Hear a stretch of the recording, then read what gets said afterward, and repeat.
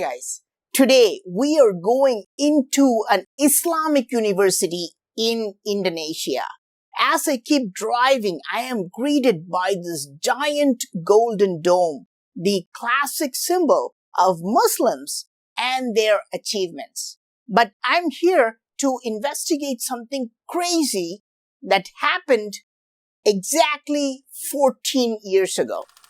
On December 11th, 2009, workers were digging the earth for laying down the foundation for a new library.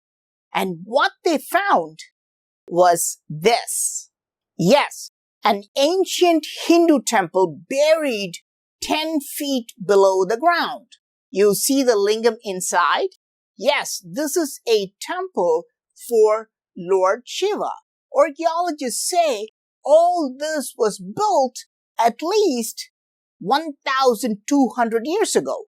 And it's not a regular temple. Something is very, very mysterious about this temple. As soon as you set eyes on it, you immediately realize that it has a strange design. There are two separate temples and a weird, mysterious glass box in a corner. As I go in, I walk around the temple only to find out there is no entrance. I have to climb up to see what's inside. I'm immediately attracted to the lingam. I want to touch it and tap on it. There is something very odd about this lingam. Can you tell me what it is? This is a two-part lingam, which is quite unique. What does that mean? Lingams usually have three parts: circular, a smooth cylinder on top, octagonal or eight-faceted midsection, and a square with four sides at the base.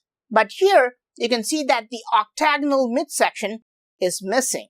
It only has two parts, the top circle and the bottom square. Why did ancient builders deviate from the norms and create such a lingam? Because they wanted to remove the lingam from the base whenever they wanted.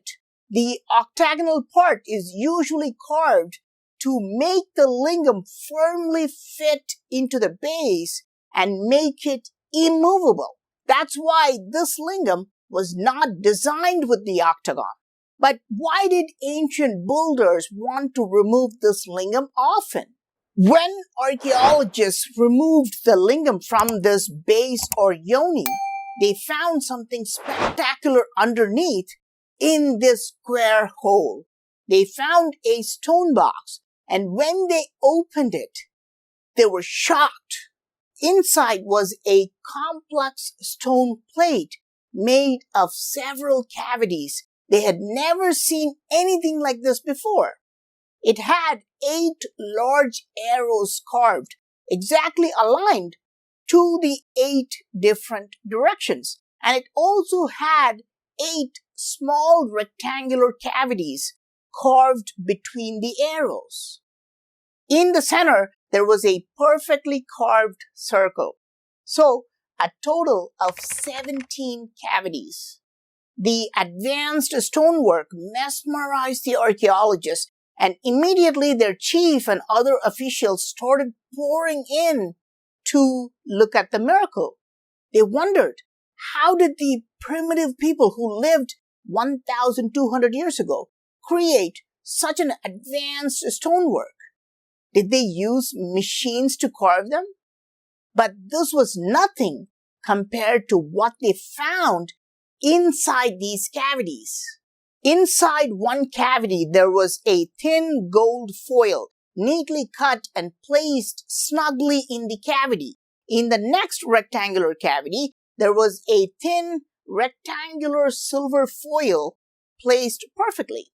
This continued with alternating foils of gold and silver, except 2 cavities in the east and northeast.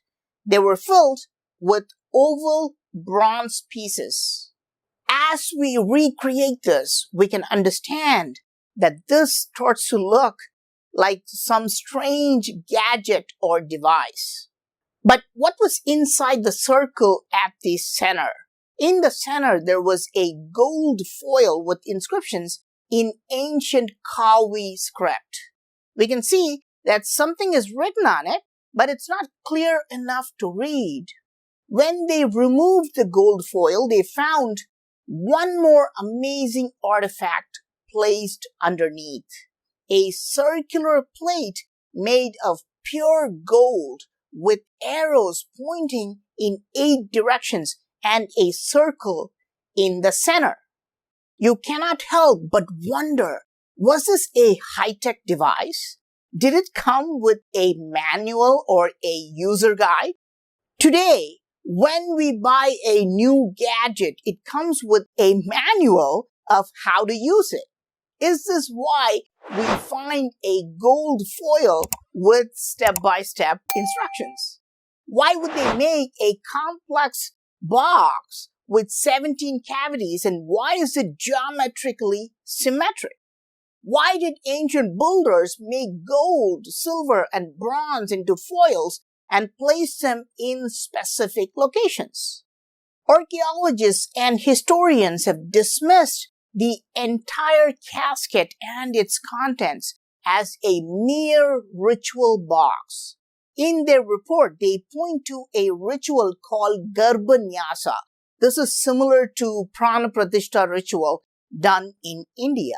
This is a one-time ritual where the priest would bury valuable materials underneath a statue to initiate or give life to the statue.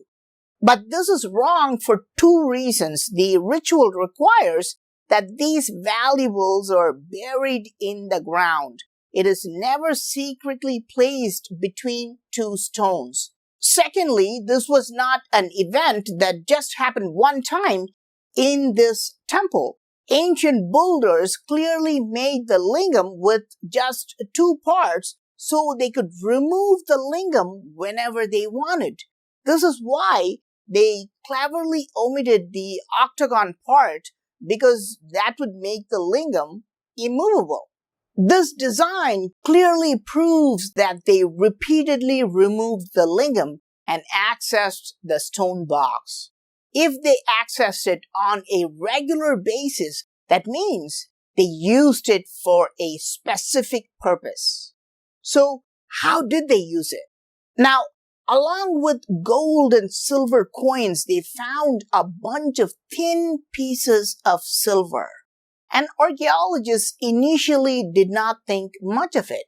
But when they took it to a lab, they realized that there were pieces of one single sheet of silver which had been torn apart. And when they pieced them together, their jaws dropped to the floor.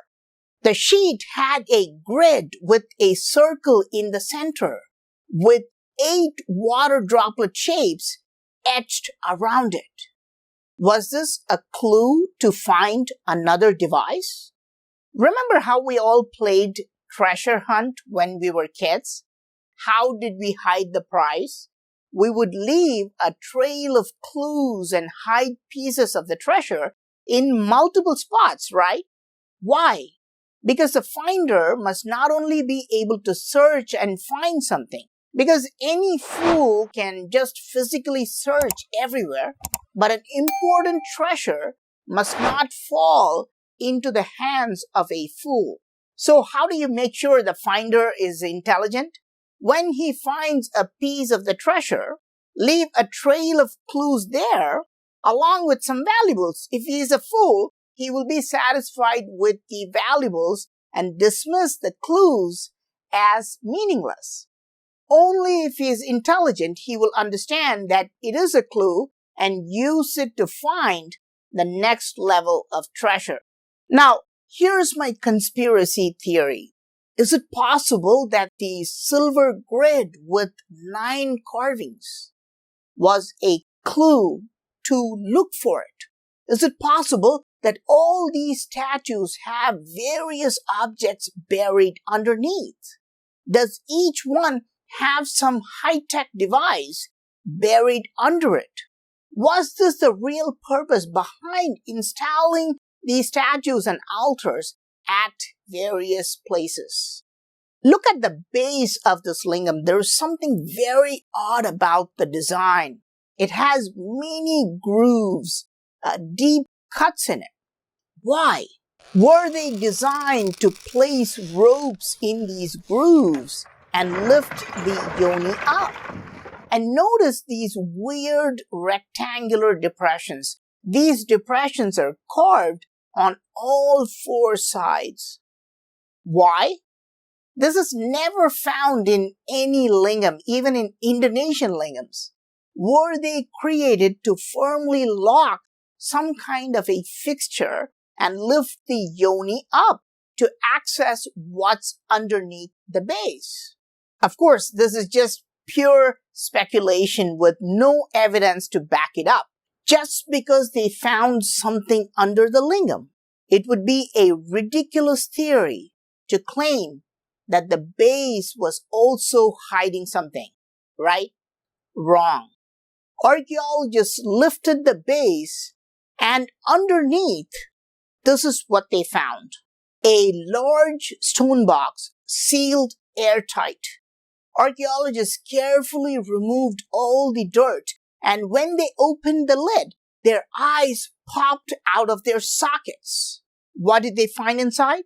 They found a stone plate exactly matching the silver sheet with the circle and 8 water droplets. This stone plate was a perfect square, 8 inches long and 8 inches wide, and you can see that it's a few inches thick. What was inside the holes? Archaeologists found fine silica. They were so fine-grained, they couldn't believe it was natural sand. They sent it to the lab for scientific examination.